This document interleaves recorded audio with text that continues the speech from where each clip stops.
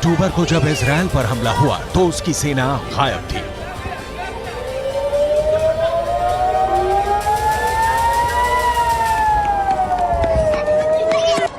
सबसे एडवांस मानी जाने वाली इजराइल की खुफिया एजेंसी को हमले की भनक तक नहीं लगी। इजराइल की एलीट यूनिट पूरी तरह से फेल हो गई।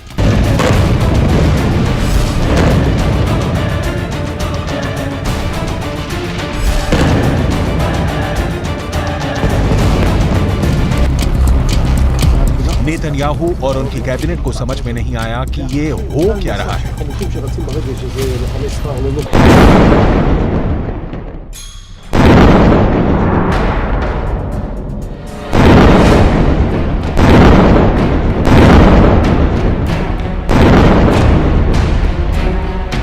1973 के बाद ऐसा पहली बार था जब इजराइल पर इतना बड़ा अटैक हुआ।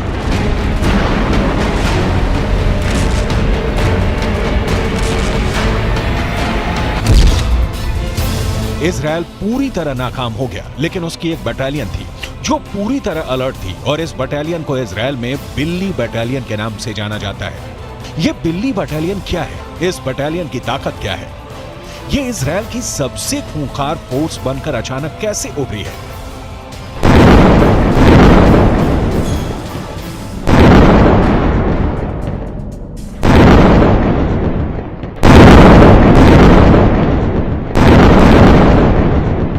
ये समझने के लिए सबसे पहले 7 अक्टूबर का ऑपरेशन देखिए, जब हमास ने इजराइल पर एक साथ 5000 रॉकेट दागे।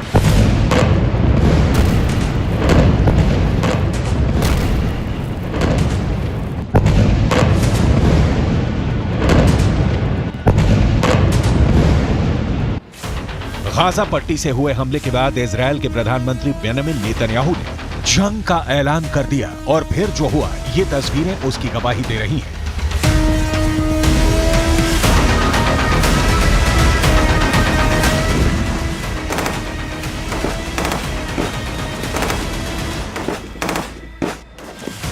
लेकिन नेतन्याहू जंग का ऐलान कर उससे पहले इजराइल की एक ऐसी यूनिट एक्टिव हो गई जिसने हमास के हमले को कमजोर कर दिया।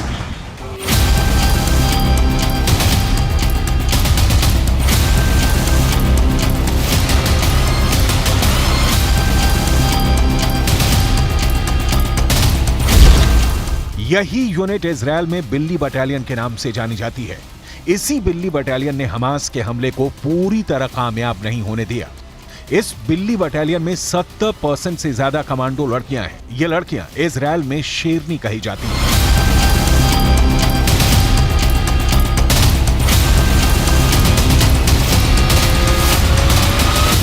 इजराइल की इस फोर्स को असल में काराकल बटालियन कहा जाता है। यह बटालियन इतनी खतरनाक है कि जिस मिशन को पूरा करने की ठान ले उसे अंजाम तक पहुंचाकर ही दम लेती है।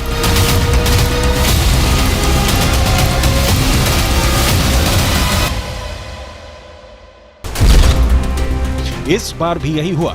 7 अक्टूबर को हुए हमले के बाद बिल्ली बटालियन एक्टिव हुई और उसकी 13 कमांडो लड़कियों ने हमास के 100 लड़ाकों को मार दिया।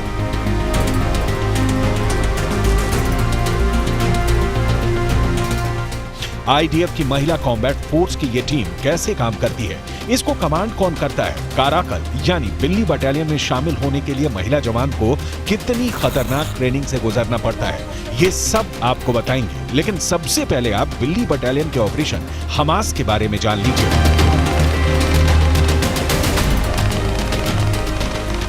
कि कैसे सिर्फ 13 कमांडर ने हमास के मिशन को पूरा होने से पहले उसे फेल कर दिया।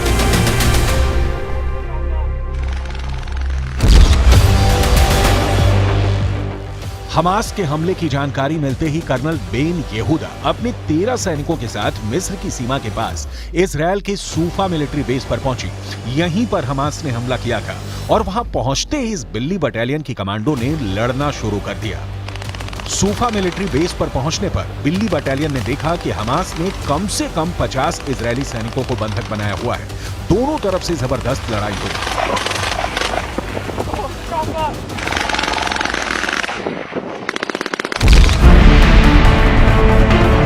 इजरायल का दावा है कि लगातार 4 घंटे तक फायरिंग में कर्नल बेन येहूदा और उनकी साथी कमांडर ने हमास के कई लड़ाकों को मार गिराया। हालांकि इस दौरान बिल्ली बटालियन के कुछ कमांडो भी घायल हो गए, लेकिन कर्नल बेन येहूदा का इरादा डिगा नहीं और वो डटी रहे। इस दौरान इजरायल की नेवी के एक कमांडर भी हमास से लड़ने सूफा मिलिट्री यूनिट पहुंच गए। ये लड़ाई करीब 14 घंटे तक चली, जिसमें बिल्ली बटालियन ने 100 हमास लड़ाकों को मार गिराया और अपने साथी सैनिकों को भी छोड़ा लिया। 14 घंटे का यह ऑपरेशन इजरायल के सैन्य इतिहास में बड़ा मुकाम पा चुका है।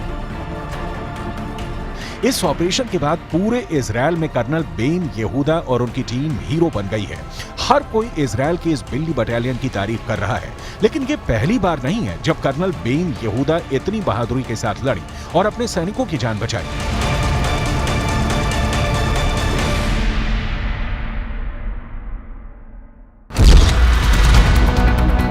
साल 2014 में भी बेन येहूदा मिस्र बॉर्डर पर इसी तरह के ऑपरेशन के दौरान जख्मी हो गई थी, लेकिन उन्होंने हार नहीं मानी और युद्ध में एक दुश्मन को मार गिराया था। इजरायल की बिल्ली बटालियन वाकई बहुत खतरनाक फोर्स है। अब ये भी समझ लीजिए कि ये बिल्ली बटालियन काम कैसे करती है। दरअसल इस खतरनाक बटालियन में महिला और पुरुष दोनों सैनिक मिलकर काम करते हैं, किसी भी ऑपरेशन को अंजाम देते हैं। खास बात यह कि इस बटालियन में महिलाओं की तादाद पुरुषों के मुकाबले काफी ज्यादा है।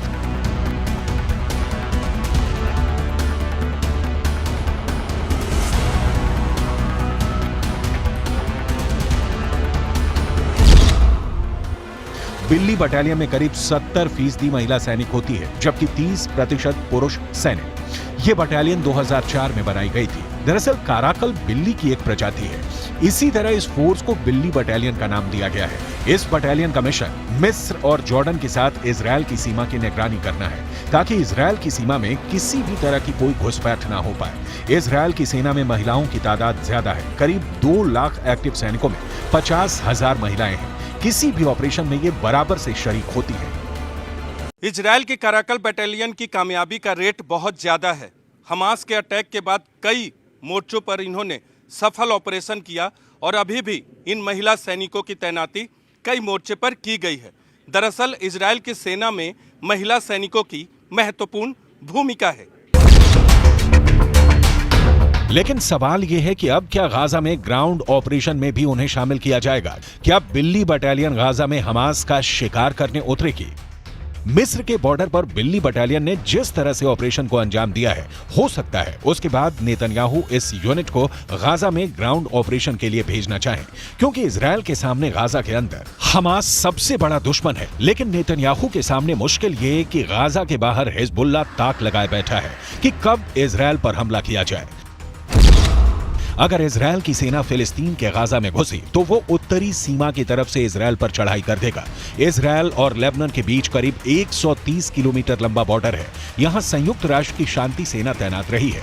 इसमें भारत की फौज भी शामिल है। इस वक्त इजरायल को गाजा से ज्यादा इस बॉर्डर की टेंशन है, क्योंकि अगर इजरायल गाजा में घुसा तो हिजबुल्लाह उत्तर की तरफ से इजरायल पर हमला बोल देगा। लेकिन इस वक्त इजरायल के सिर पर बदले का खून सवार है। इजरायल एक के बाद एक हमले गाजा पर कर रहा है। इस वक्त 42% गाजा बर्बाद हो गया है। रोजाना सैकड़ों लोगों की जान जा रही है। फिलिस्तीन के स्वास्थ्य विभाग का दावा है कि पूरा मेडिकल सेटअप तबाह हो चुका है। गाजा के अंदर खून खराबा जारी है। जंग यूं ही जारी रही तो बर्बादी के आंकड़े बढ़ना तय है। फिलहाल गाजा में हमास को मारने के लिए बमबारी के बीच इजरायल और हिजबुल्लाह दोनों तरफ से इंतजार किया जा रहा है कि पहला हमला कौन करेगा।